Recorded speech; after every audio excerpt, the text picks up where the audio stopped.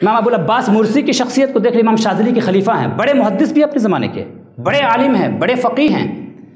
اور اس زمانے کے ایک نوجوان عالم، بالکل نوجوانی کا زمانہ ابن عطاءاللہ الاسکندری کا، جو حضرت شیخ ابن تیمیہ کے ہم زمانہ ہیں، اور ابن عطاءاللہ اسکندری نوجوان عالم ہیں، فقیہ ہیں، جوش علم ہیں،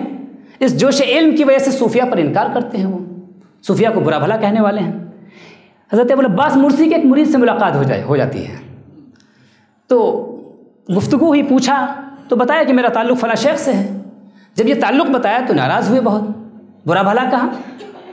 اور اس کے بعد وہ انسان چلا گیا، وہ شخص چلا گیا۔ بعد میں ان کے قلب نے ملامت کی کہ میں نے جس بزرگ سے ملاقات نہیں کی، جس انسان سے ملاقات نہیں کی، ان کے بارے میں نے بغیر ملاقات کے ان کی صحبت میں گئے بغیر ان کے بارے میں کوئی رائے کیسے قائم کی؟ میں نے یہ ایک شرعی طور پر جرم ہے میرا۔ چنانچہ اس جرم کے احساس نے ان کو بےتاب کر دیا، اور انہوں نے ارادہ کر لیا کہ میں شیخ ابو العباس مرسی کی صحبت میں جاؤں گا۔ چنانچہ پہنچے حضرت شیخ ابو العباس مرسی کے ہاں،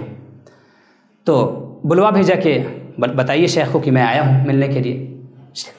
شیخ نے بلا لیا، آئے، مجلس ہو رہی تھی، ایمان، اسلام، احسان پر ہی گفتگو ہو رہی تھی، اور حضرت شیخ جو ہے، ظاہر سی بات ہے کہ سمندر، علم کا ایک سمندر، علم ظاہر کا اور علم باطن کا ایک سمندر، ٹھاٹھے مار رہا تھا، جوش مار رہا تھا۔ تو جب بیٹھے چپ چاپ سننے لگے، وہ اسلام، ایمان، احسان کی تعبیر اتنے طریقے سے انہوں نے بیان کی کہ اسلام، ایمان، احسان، علم الیقین، حق الیقین، عین الیقین، اس طریقے سے اتنی تعبیرات انہوں نے بیان کی، اتنی تعبیرات بیان کی کہ وہ کہتے ہیں کہ میں نے، انہوں نے اپنی سوانح میں اس کو لکھا ہے خود ابن عطاءاللہ نے، المنن والاخلاق فی التحدث بنعمت اللہ علی الاطلاق، تو اس میں لکھا ہے انہوں نے کہ میں نے اپنے دل میں سوچا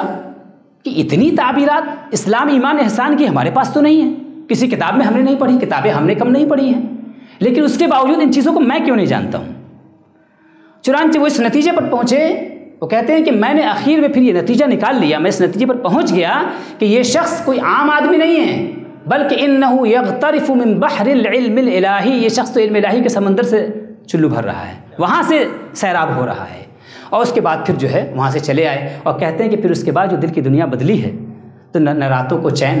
نہ بستر پہ آرام، لوگوں کی مجلس میں سکون، بالکل ہی سکون نہیں آ رہا ہے، بےتاب ہیں۔ ایک ہفتہ گزر گیا اسی جذب کی کیفیت میں، اسی اضطراب کی کیفیت میں، اسی خود احتسابی کی کیفیت میں جو ایک ہفتہ گزر گیا، اور کہتے ہیں کہ اس اضطراب نے، اس جذب نے مجھ کو دوبارہ ان کی صحبت میں پہنچا دیا۔ اور اب کی بار جب میں گیا وہاں، تو شیخ نے میرا باہر نکل کے استقبال کیا، شیخ نے میرا باہر نکل کے استقبال کیا، اور جیسے ہی شیخ سے ملاقات ہوئی، بےتابی میں،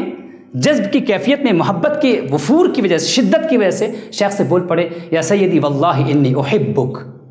حضور مجھے تو آپ سے محبت ہو گئی ہے، مجھے تو محبت ہو گئی ہے۔ تو شیخ نے بھی جو جواب دیا، کہا واللہ انی انا ایضا احبک،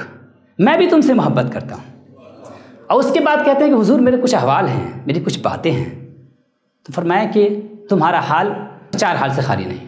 یا تو تم معصیت کی حالت میں ہو، یا طاعت کی حالت میں ہو، یا مصیبت کی حالت میں ہو، یا نعمت کی حالت میں ہو۔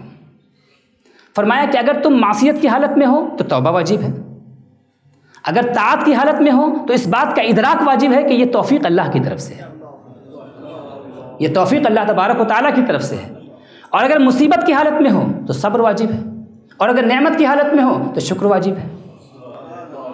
حضرت ابن عطاءاللہ کہتے ہیں کہ جب شیخ نے یہ بات فرمائی تو اب اس کے بعد میرا کوئی سوال رہ ہی نہیں ہے، میرا سوال ختم ہو چکا تھا۔ چنانچہ اس کے بعد پھر صحبت میں شیخ کی رہے، اور ایک زمانہ وہ آیا کہ بادشاہ وقت نے آپ کو قاضی القضات کا عہدہ پیش کیا، تو ابھی جو کہ بہرحال تربیت کے مرحلے سے گزر رہے تھے، کشمکش میں پڑ گئے، کیا کروں، قاضی القضات کا عہدہ قبول کر لوں یا جو ہے شیخ کی صحبت مسلسل اختیار کیے رہوں؟ چنانچہ خود عرض کرنے کی ہمت نہیں تھی شیخ کی بارگاہ میں، تو ایک سینئر آپ کے مرید تھے، ان سے کہا کہ آپ شیخ سے عرض کیجئے کہ میرے لیے کیا حکم ہے۔ تو سید حضرت شیخ نے فرمایا، ابو العباس مرسی رحمۃ اللہ علیہ نے فرمایا کہ ابن عطاءاللہ سے کہہ دو کہ یہ بادشاہ ان کو قاضی القضات بنانا چاہتا ہے، اور میں ان کو قاضی الطرفین بنانا چاہتا ہوں، جماعت صوفیہ کا بھی قاضی اور جماعت فقہا کا بھی قاضی۔ چنانچہ ایک زمانہ بعد میں پھر وہ آیا کہ دوسرے بادشاہ کے زمانے میں ایک بادشاہ نے ان کو، بعد والے بادشاہ نے ان کو